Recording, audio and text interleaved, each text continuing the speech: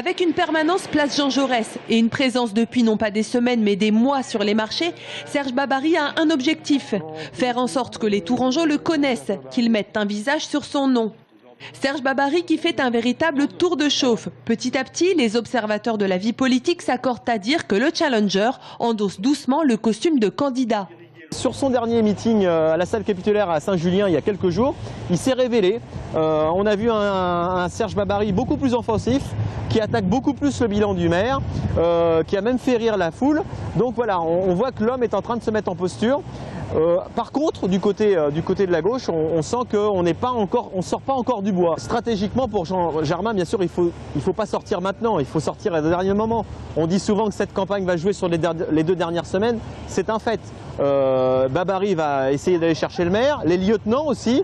La nomination de Christophe Boucher comme porte-parole est un signe fort. C'est donc par procuration que Serge Babary sort l'artillerie.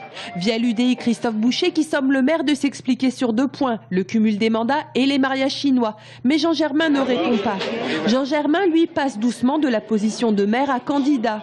Fin janvier, il reprend contact avec les Tourangeaux avec l'envoi d'une lettre ouverte.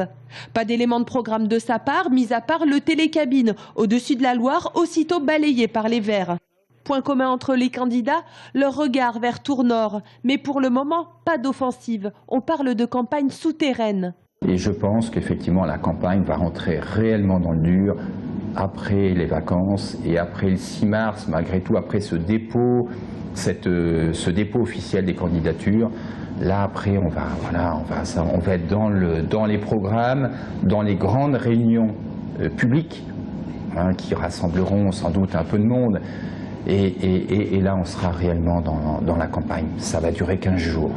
Comme beaucoup de maires sortants, Jean Germain aurait donc choisi une campagne courte. C'est donc lui le maître du temps. C'est lui qui donnera le coup d'envoi du match.